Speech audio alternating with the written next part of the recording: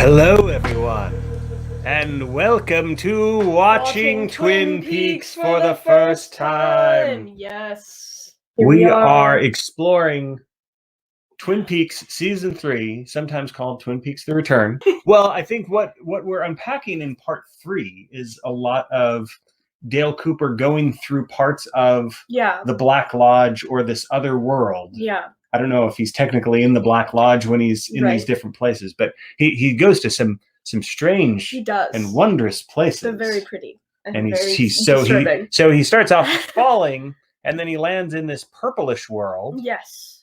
And so, since Mackenzie's watching this for the very first time, what do you think's going on with him falling and landing in this purplish world? He lands in a place, and when he landed there, I was like, "Oh, it's Spirited Away," because he lands on like the outside and he's just looking at the ocean. It did have sort of Spirited Away vibe from vibey. It was interesting. Now, I think my favorite part of this purple world that he enters is the woman with no eyes. All right, so this woman here. Yeah. And this is a fascinating little scene because we have the backwards talking world of the red curtains and the black and white tiled floor with the zigzag pattern. Yes. And so we're kind of used to the backwards strangeness of it. But this one is sort of like things get very choppy visually, and sometimes kind of back up, rewind a little bit, and the sound is very sort of muted and staticky. We can't really hear what she says. We hear Dale's. Yeah, Dale gets to talk, but her woman with no eyes. Her speech seems to be inhibited. Yeah. So how did you interpret this scene? Okay, so at first we were all talking like, "Oh, it's Rosie, maybe." Josie, not Rosie. I always say Rosie. It's Josie. I was wondering if it was Josie because there was something about having her eyes like covered up that made me think of the doorknob. Yeah. Right. So you don't think it's Josie? I was putting forward the idea that maybe it's Audrey. That maybe it's Audrey. Yeah, because so of maybe Audrey is not door. alive because of the bank explosion. Right. That at least if this was like reality, she would be gone TV, because those glasses flew. Yeah. The old man's glasses flew out the building. The windows exploded. Smashed. And the whole thing looked as if it was. So it looks like Audrey didn't survive that. Yeah. And so maybe this is Audrey. Maybe.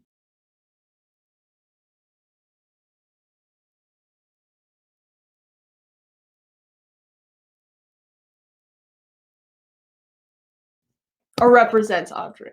And then she's here in this kind of hellish limbo-ish world. Yeah. And she seems to be afraid of, rightfully Number so, 15. Well, also whatever's pounding, to get in. And then she is helping Dale Cooper, and then she falls, right? When she pulls the switch, and then she seems to fall endlessly. Although maybe she's going to land on some other place and then go back to doing whatever she was doing. I suppose if it was Josie's spirit, then that would sort of be making amends because she did try to kill Dale Cooper. She did try to kill Dale Cooper. And so then it would make sense that she's like, hey, let me help you. And her falling isn't a bad thing. It's just like, I'm free now. Maybe. Next level. Maybe. Because it's interesting that she lost her footing. It seems like you could. Oh, she pulled the switch and then she gets electrocuted. And then she like flies backwards. So here's what's really interesting to me about this part is that we have Dale Cooper, who one of his favorite things to do is to try to save women. Yes. Or try to seek justice for women who have been wronged. And here, he's not able to protect this woman. She's able to basically look out for him and protect him. Yeah, without any eyes. Unless there's some kind of unless this is all part of the elaborate trick. Oh, yeah, because I mean she's like, don't go to number 15. She's saying don't go to number 15. She's making this noise, like this suggestion. Yeah. She does the switch, and then he's gonna take the place of Dougie. Yeah. So she could be against him. Or maybe she doesn't know. Maybe she's a pawn in the game. But Mike sends a message to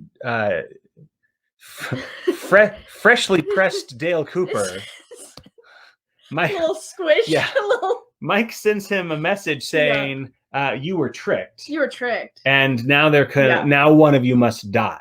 Yeah. So it seems like the plan of Mike and his arm was that Dale Cooper was going to leave at a certain period of time, right? Basically 25 years later. Yeah, and go back into... And that Mr. C was aware of this plan and has been taking measures to stop that plan from happening. Yes. And so we set up this dummy doppelganger, a throppelganger, I'm going to call it. Who is then sort of sacrificed or whatever. So he just gets turned into a little gold ball. He gets sucked away instead of, right, because they're both throwing up garbanzo beans or whatever. Pain and suffering. Yeah. And then Dougie blinks out of existence. Well, not out of existence, goes over to the lodge. Yeah. Or to the Red Room. Right. I'm talking a little too much. Why don't you tell me your interpretation of all this stuff that's going on? So this is the weird part, is where I feel like, okay, it's happening. You know, like some things just happen and you're like, I have to accept this as fact. This is like part as of the part story. Of the story. Yeah. And so the whole Dougie thing, I like it, but I like it more when we get to his family in the next episode. Mm-hmm. And at this point I'm just like, who is this guy? Like, he's kind of nice. He's kind of a scumbag. Yeah. Like, you're not like against him. He's low level scuzzy. We were like, he's not the worst. Yeah. And he's like pretty nice. Yeah. Like, he has friends and he has a family. Looks like he's in some debt, but like, he's pretty nice. He gives a hooker a lot of money, which now that I'm thinking about it, he probably should have put towards his debts. Yeah, you know, there's something, we don't know what it is yet. You give her a lot of money. In addition to him sort of blinking out of this world, before that, his wife said that he's been gone. Like, he's been 3 days. He was just leaving. And so Dale Cooper is only taking his place for 1 day. Yeah, so far. When she says that. So Dougie's already been like Dougie's hiding already out. Left. He left town. So what's your theory on what kind of trouble is Dougie in, and what's with the money, and why has he been hiding out? If he has been hiding out, maybe he hasn't been. I think maybe he was hoping to like flip some houses. Actually, no, I don't think that's it. I don't know what he was trying to do. I'm flipping houses. He's like, I'm gonna flip houses. That's how I might be manufacturing, but I'm gonna get some stuff done in the real estate industry. I think that before I take off to the waiting room, you won't believe the house. You won't believe. I think part of it is that like we just don't care about Dougie. I think that's part of him. It's like we're like, neat, that's happening. So that's how I feel about him. Okay. I'm really kind of fascinated with Dougie, and I'm because Mike tells Dougie before his head pops into a cloud of black smoke and then a little golden BB. Which, you know what? I was right about how they get rid of people. Oh, that's right. You also they get squished. You're talking about like them being squished down, and you call it in a juice. But you know what? It's marble it's gas. Compressed juice, right? Squished. Yeah. Anyway, so I think that's a win for you. And you also, if I remember correctly, you had predicted that there was going to be 2 Dales. I did. Physically, I was hoping for 2 Dales. Otherwise, the story makes no sense. It's nice that you think the story makes sense. I'm glad. But like, it wouldn't make sense if there was like, I'm going back to the lodge, bye, and then it's like, what they could have done is they could have gone with, they could have made this more of like the they could have made it more like the Leland Bob possession aspect. Sad. It is very sad. And I think that's why I think they didn't go with it, because I think it's too sad. I think they like Dale Cooper too much. Not that Dale Cooper. They like this Dale Cooper. Too much to have him suddenly appear, because your prediction was if he inhabited his old body, if this was his old body, and his soul returns to it, he would then just turn himself in. He'd just be like, and that would be the end of the show, and it'd be sad. Like, well, he's now Dale Cooper's going to be in jail for all the wrongs that this guy's. So he's just put him in jail twice.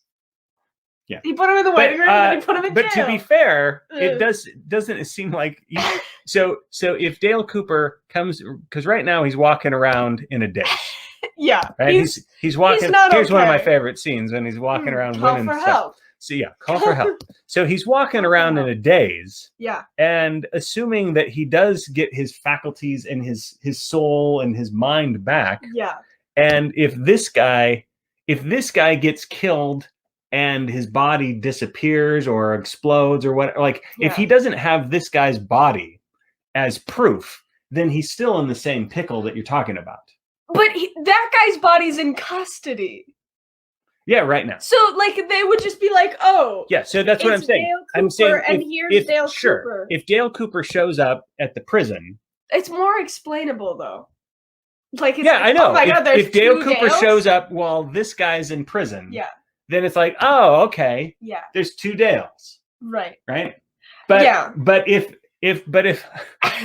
some switcheroo happens, like he must have different fingerprints. You know what I mean? I feel like Dale currently, even though he lost weight, I feel like part of him's still Dougie, like physical form Dougie. No, but he didn't inhabit Dougie's body. I don't know what Dale is right now. He showed up via electrical output next to a little pile of vomit. Yeah, and he was just laying there.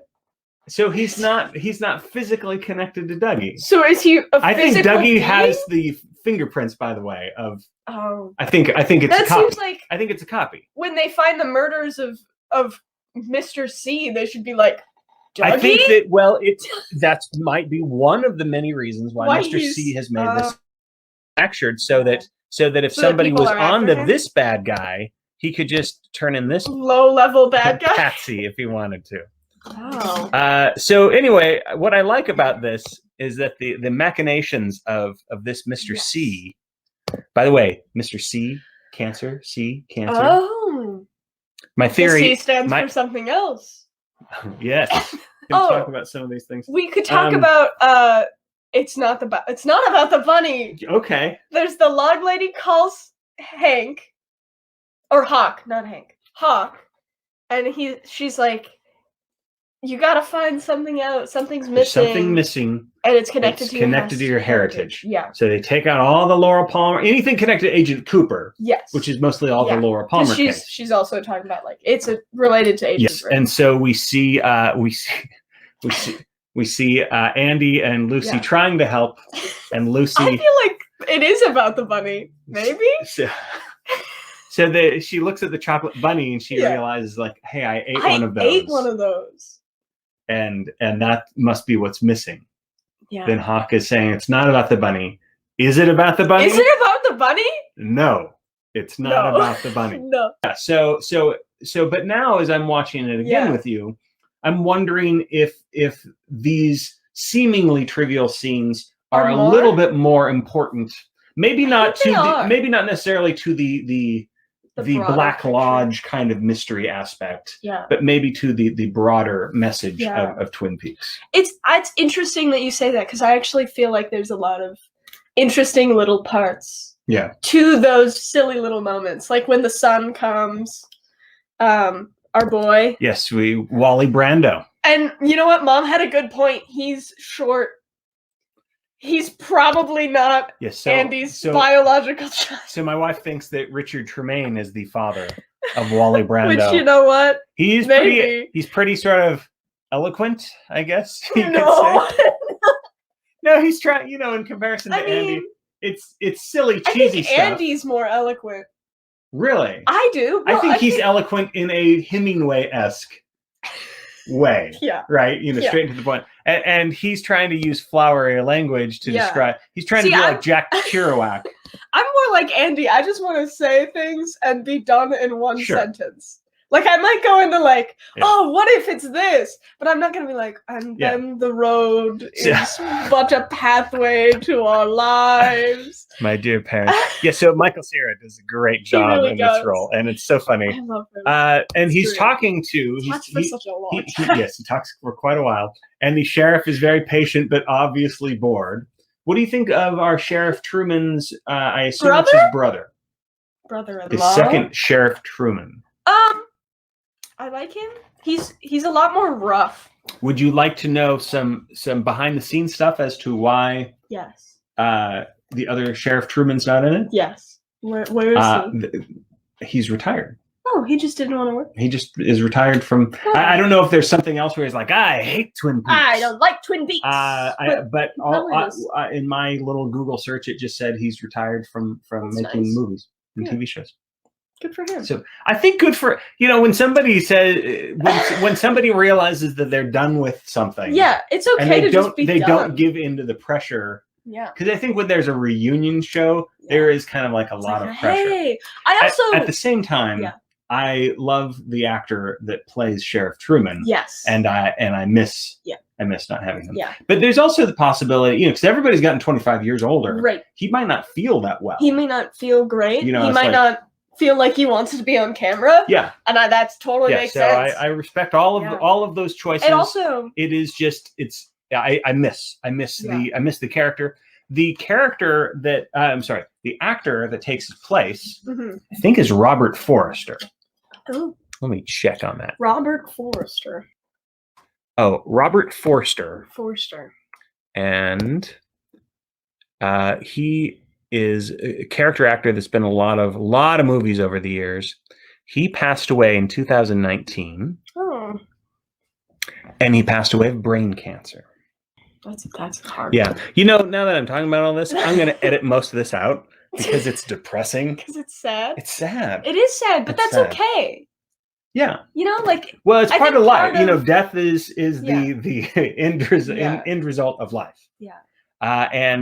And cancer is something that gets a lot of us. Yeah. And it's frustrating because we can't quite understand it. In the same way, we can't always quite understand Twin Peaks. But I think part of Twin Peaks is it's supposed to be sad. And it's okay that it's sad. And it can also be funny. Yeah. Again, I really appreciate how so many of the actors came together to do this. Yeah, absolutely. For whatever reasons they came together, they did. So I think at the bottom of it is that many of them, maybe all of them, sense that there are fans that love this world that was created 31 years ago. Right. And it was a cliffhanger. Yeah. And so they're giving us this wonderful gift. Yeah. And some of them are doing it at the end of their lives. Which is kind of my point.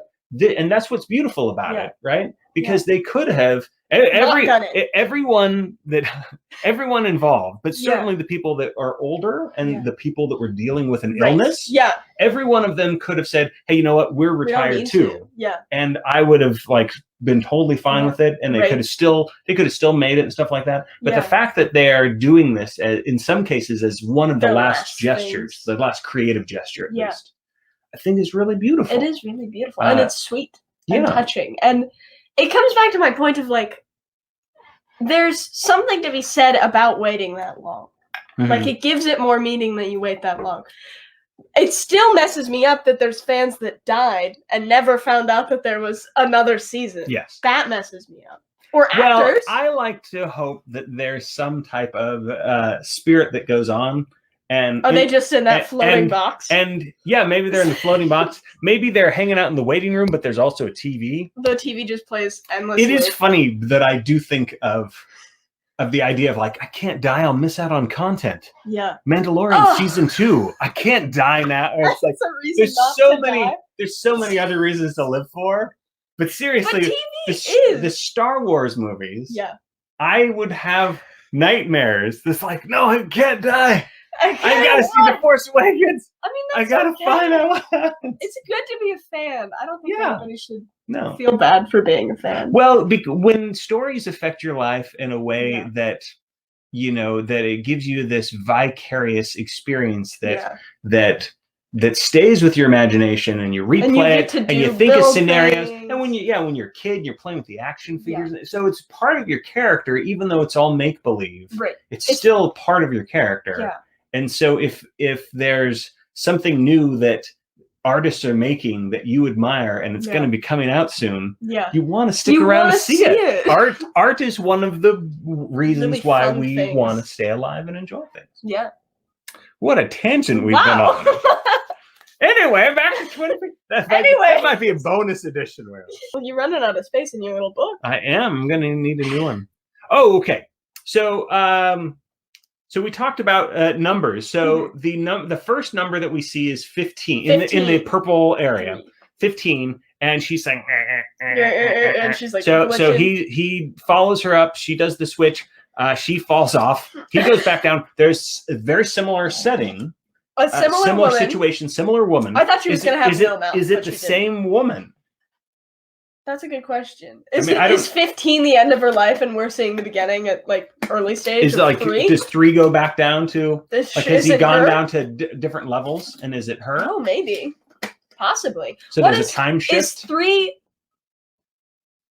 Is 3 Earth? Third rock from the sun? Yeah, maybe. And maybe she's going like, you don't want to get out like that. You don't want to get out on Pluto. That's like, don't. That's an asteroid. Yeah, it could be there. So going back to the sort of whether or not it's a trick. Yeah. If it is Mr. C's plan. Yeah. That Dale Cooper goes through 15. Yeah. Then she is a part of some good force that is thwarting that counter plan. Yeah. So she knows it's a trap. And says, "Don't do this." Yeah. And so then he gets through.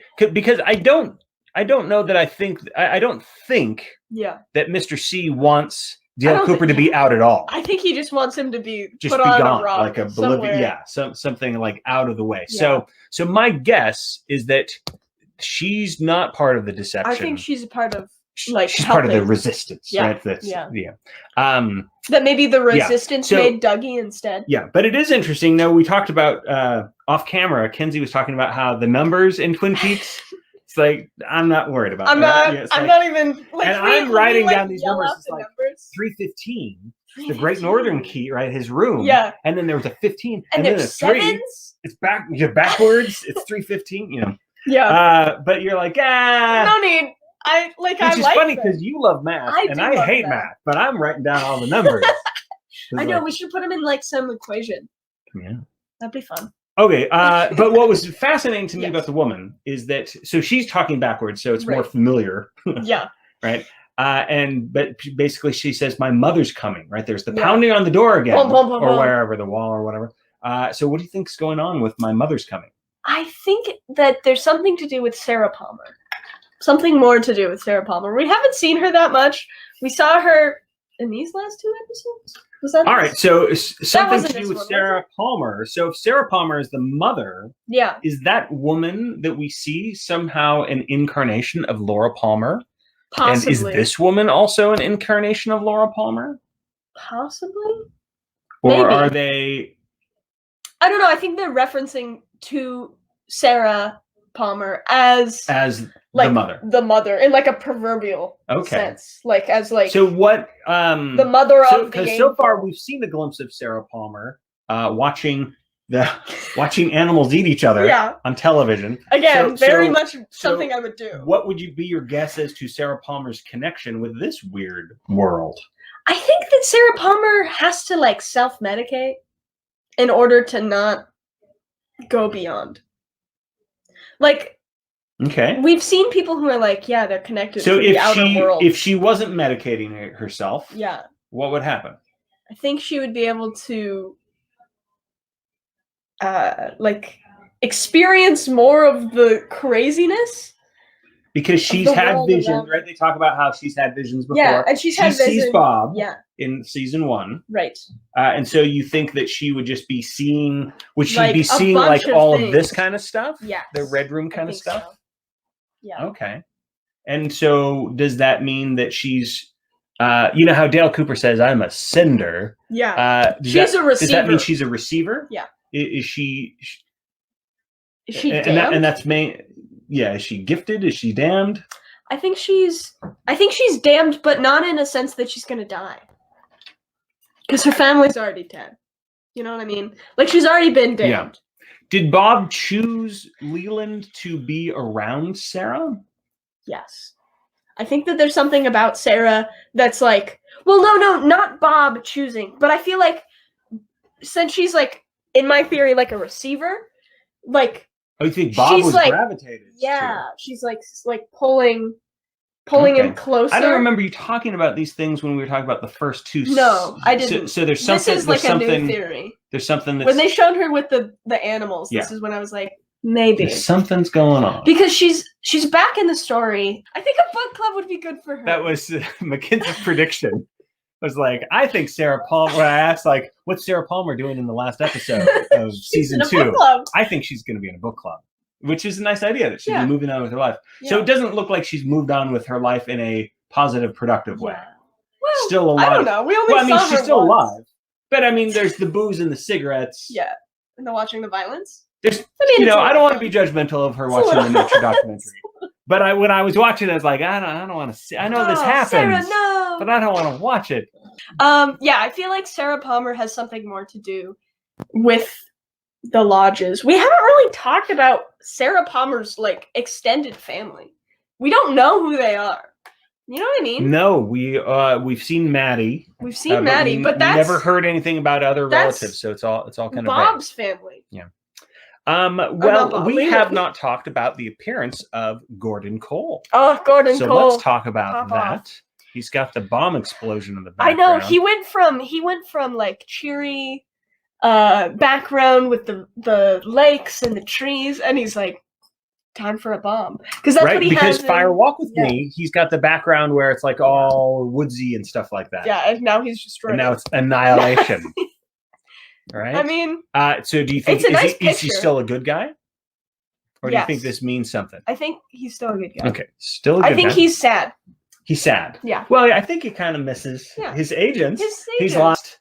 He's like lost power. Chet Desmond. Yeah. Philip Jeffries. Yeah. Dale Cooper. And he doesn't work with Denise anymore that often. Because Denise is the head of department or whatever. What did you think of the reappearance of Denise? I love Denise. And that scene? It's a great scene. Mm-hmm. I liked how like sleazy but also heartwarming their conversations were. Yeah. It's like, yeah, I'm going with a young woman. He's like, not a young woman. And he's like, love it how you know how I am. David Lynch says something about like, there's room for more than one beautiful lady at the FBI. Oh, don't. Oh, you. Oh, you. Yeah, I loved it. I liked it too. Yeah. I was very, very excited that David Duchovny returned to the role of Denise. It's awesome. And I love what David Lynch says about, that I told those clowns, those colleagues of yours, those clowns, they need to change their hearts or die. Right. So it's, I like he's just like the progressiveness of David Lynch's character. Yeah, that's cool. Yeah. It is interesting though about the, Denise is kind of chastising him for choosing a beautiful agent, a beautiful female agent. Even though she's like on to Audrey. What's that? She flirts with Audrey. Back in the original series. Denise. Oh, Denise flirts with Audrey. Yeah. Yes. Well, that's the thing is that Gordon Cole says, hey, when you were younger as an agent, you were crazy. You did a lot of stuff. I've got enough dirt on you to fill the Grand Canyon. Yeah. I didn't even use a teaspoon of that. So, but here's the interesting thing is that I think Gordon Cole is choosing the agent for a reason. I don't think it's because she's beautiful. I think it's because she's in danger.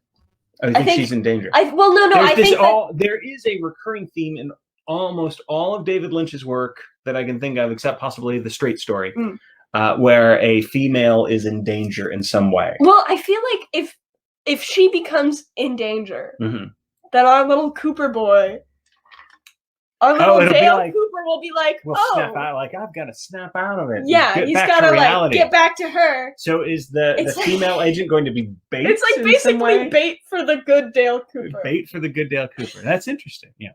So when there's the scene where they go and see, I love this scene. Yeah. Right. He's not putting his thumb up enough. Yeah, he's not. And his smile is not right, And he's got his and deep of course his voice voice is because By the way, like, that's I not gotta Dale. keep That's saying Dale Cooper. Kyle. Oh, what's Dale Cooper? This isn't Dale Cooper. That's Mr. C, and this is Dale Cooper. Yeah. Like, come all There's the a way difference. up. And Gordon Cole pays attention to the details, and he says, like, there's something wrong about the greeting. But I have to say, Kyle MacLachlan's performance in this series, I think, is incredible. It's amazing. 3 different characters that he's playing are all wonderful. And they're all including being Dale Cooper again. Yes. This is not the Dale Cooper we know. So it's like 3 brand new characters that Kyle MacLachlan's playing. Yeah. And he's playing them all very well, I think. Absolutely. So we see Mr. C in the prison. I think he's got some plan up his sleeve. Yeah. I don't remember what it is. He looked at the prison schematics. That's what he's doing here. Yeah, he's looking at that. So he's got a plan.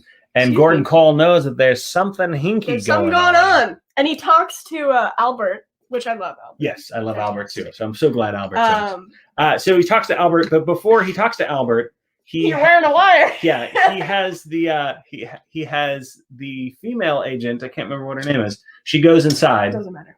And I'm glad you said that, not me. Look, I can't remember anyone's names. Albert's lucky, Dale's lucky. That's it. That's all. Oh, and Nadine. So she goes inside. Albert says, "I'm not feeling too well." Mm-hmm. She walks away. They're watching her leave, and he says, "I feel better now." better now. I assumed that they were watching her with the male gaze, sort of lusting after her as she's leaving, and that's why Albert says, "I feel better now." But that's not how you interpret it. That's not how I interpret it, because I don't think Albert. He might look, but I don't think he would feel that way. He seems like he's very professional. He seems like he wouldn't do that. Yeah, straightforward. So he was saying, "I feel better because the wire she was is not wearing around. a wire, and so they can't be picked or it's up. Also like one-on-one." Right. Yeah. And maybe, you know what? Maybe Albert's gay. Oh, it's possible. He's like, I don't want to be around women. Could be. Could be asexual. Yeah. We don't know. Or he could be. He could be practicing celibacy. That's true. Because he does have like very spiritual. Yeah, he's very Zen kind of goals. Yeah. Yeah. So I don't want to. I'm glad you interpreted it that way, because I don't. I thought it was just the wire. I was like, yeah, they said she's wearing a wire, and she leaves. I kept thinking about what Denise had said. Yeah. About like, don't be naughty, David. Be naughty. Gordon Cole. I think maybe Gordon is looking, but I don't think that's what Albert is talking about. All right. That's all my mental faculties can remember about these episodes. We're not going to talk about the son of. Oh yeah, this Dougie? is a nice moment. Yeah, so tell us about the wife and son and what you think of these sequences. The wife. Does nobody understand what like a stroke is? Like everyone's like, Dougie has a terrible friendship. He's with most obviously people. suffering from some kind of stroke. Yeah. Well, I mean, I know he's not, because he's re-entered the world after 25 years. I'm just sitting. But to everyday people, they should be able to say, like, you're not okay. And there is like the friend character that comes up and is talking to him, and it seems like the wife of the friend is like, "Are you okay? Is he okay? I don't think he's okay. I don't think he's okay." And the friend's like, "I hope he's okay," and then they leave. Yeah, so they almost are helpful. They're almost, but are not quite. But the wife, you'd think she would be going like, something is really wrong. Since he doesn't say anything. His hair is different. His body is different. He doesn't talk. It'd be one thing if Dougie, if like, yep, that's how Dougie communicates. You know what I mean? It's not. It's not. I mean, Dougie does seem pretty dopey. Yeah, but he doesn't seem like that. He doesn't seem incapacitated. However, I might put forward the idea that she's so angry at first. Yes. Then she's shocked by the money. Yeah. And she's like, okay. She might be going through something of her own. I also don't know how much she really cares about her husband. That's true. Because I think her husband has been very problematic and frustrating. Yeah. And so although she does send him a piece of cake. She sends him a piece of cake. She helps him go to the bathroom. Yeah, she does help him. I loved the part where he went to the bathroom where he's just screaming. Yeah. I like it when he drinks the coffee and screams. Yeah. Ah! Yeah. In some ways, we can look at it as these babies. Because it's been 25 years since Kyle MacLachlan has played the role of Dale Cooper. So he's just going to very slowly get back into the role. There's something that reminds me of E.T. for some reason about this suburban household and the little boy that has like a special friend that's kind of magical. Yeah. You know, kind of from another world, basically. Right. Yeah. And I like the, you know, he's like helping him out. I also feel like the boy, since he is, you know, I don't know, spiritually, biologically. Well, okay, so his son, right? You know, maybe the kid, maybe Sonny Jim is adopted. Oh. Right? That's true. They haven't said anything about that, but right now I'm assuming that Sonny Jim is the biological child of Dougie and the girl, what's her name? Janie. So Janie and Dougie had a child together. Yeah. That child is Sonny Jim. Sonny Jim, which is such an odd name. If this is sort of a non-person, if this is like this non-player character that's been manufactured from some other world, then what is Sonny Jim? It's Dale Cooper's child. So does he have Dale Cooper's DNA? I'm guessing, if it's a clone, so if this is like a so if we're thinking of a spiritual clone, then it is Dale Cooper's child, kind of. Gotcha. Biologically, yes. So you know how when he's in the Black Lodge and his head pops off and turns into smoke and a little gold pellet. So that would only happen in the Black Lodge. Like if Dougie went to the doctor, would they say, like, you're empty inside? Like empty. If they did an X-ray, it's like there's a bunch of smoke moving around in you. Oh God, I hope not. I don't know. I don't know exactly how the world works. It's like a Janet, basically, from the Good Place. That's what I'm wondering. If like I don't know. I don't know biologically if he's human, like a human clone. I wonder if this is where the Good Place got it from. Oh, maybe. I don't know. Maybe. But I feel like he's like, I don't know. I feel like this kid is kind of Dale Cooper's son. Does that make sense? Yes. Like not. Well, he's looking at his dad and having like this good time and helping him. You know. Well, he's also like teaching him how to be. He did do a thumbs up before. It's his child. That's what it seems like. Because I feel like it's just tiny Dale Cooper. You know what I mean? It's nice. I think it's just a small Dale Cooper, and he's gonna show the real Dale Cooper he's gonna show him how to be Dale Cooper again. Because he's like, eat some pancakes. Yeah. You like those. Have some coffee. Yeah. Thumbs up. That's the tutorial. Yes. And then like he's on track, you know, like once he gets that thumbs up and he turns around. That was my favorite part when he was like, turns around, because he's not doing it at him, he's just copying. Yeah, so he's slowly rebuilding his character. All right, so do you have any predictions as to what is going to happen next in episode? What are we going to be watching? 5. Yes. Yeah. So part 5, part 6. What do you think is going to be happening in the next couple episodes? Think we're going to see more. Oh, we forgot to talk about Bobby. And Major Briggs. Bobby. Yeah, so Major Briggs. His little head head floats by. And, okay, my prediction. And your prediction is? The body that's in the bed with the head, that's Major Briggs' body. Gotcha. Because we learned that from Bobby, we learn that Dale Cooper was the last person to see his father alive. Yeah. And it seems like that was not the Dale Cooper we know and love. Yeah. So that was Mr. C. Yeah. And so then there was a fire at wherever Major Briggs works at.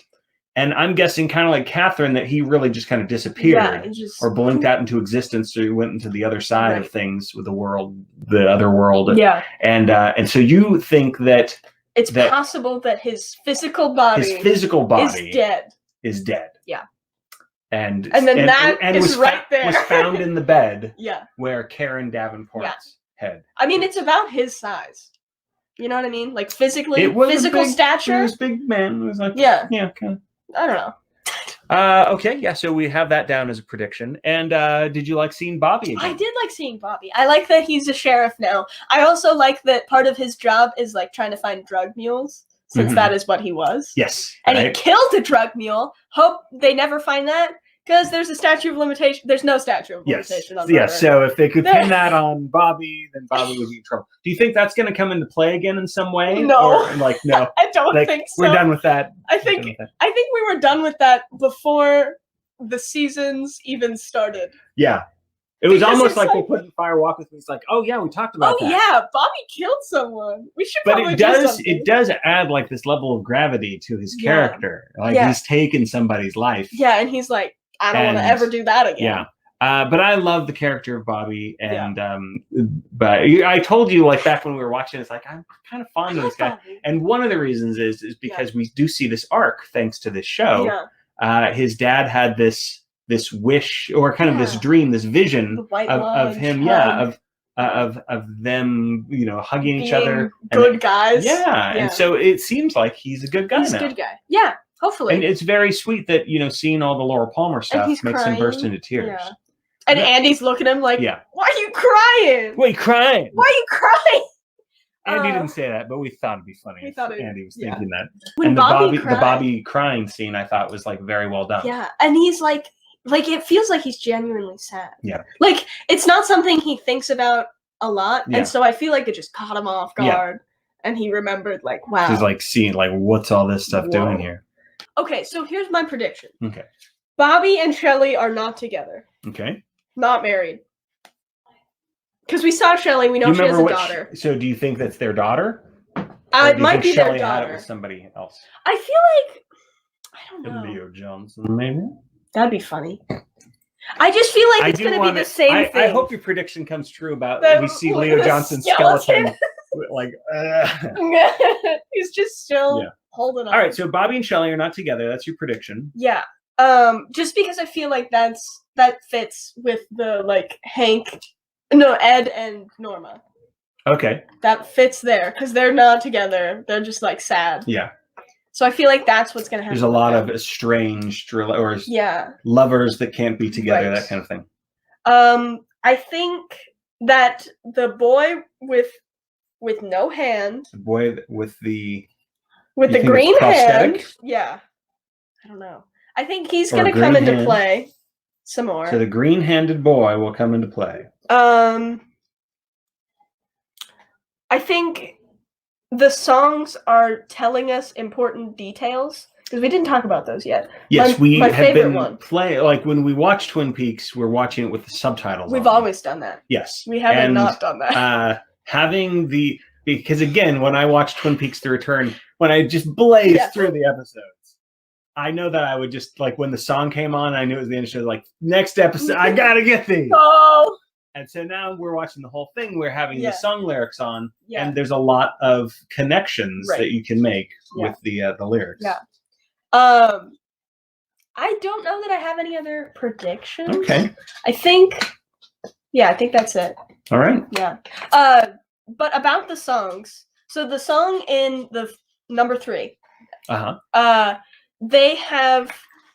Oh, it's interesting that it's the 3rd episode, and that's when he goes through number 3, that vault. Oh, and that's why she's like, don't go through number 15. It's not the 15th episode. Yeah, that's all that means. If he goes through the 15th door on the 15th episode, that's pretty intense. I don't even know how to respond. But so I feel like that song, they have 2 guitar players. Or a bass player? I don't know if he's a bass player. It's playing the bass and 2 guys playing the guitar. But I felt like the 3 stringed standing instruments were important because we have the 2 singers and they're both playing the guitar. And then there's one guy in the background who's just playing that stand-up bass. The 2 guitar players were the Dale 2 Cooper like Mr. C. And Dale Cooper. And then Dougie's just like doing his own thing in the background for 25 years. Nice. So that's how I felt about that song. And the lyrics kind of felt like that. I think. Cool. And then the other song, I can't remember what the other song was about. Oh, it was about a window, and it felt like it was just talking about Sarah Palmer again with Bob. And it was 3 women, and they all had it basically looked like Sarah Palmer in the middle, Audrey and Sarah Palmer or Laura Palmer? Laura Palmer. Okay. So it looked like Laura Palmer. Laura Palmer, Audrey, and Donna. Mm-hmm. Because like there was one with red hair and one with like dark red hair. And so reminiscent of the popular characters from Twin Peaks, the early days.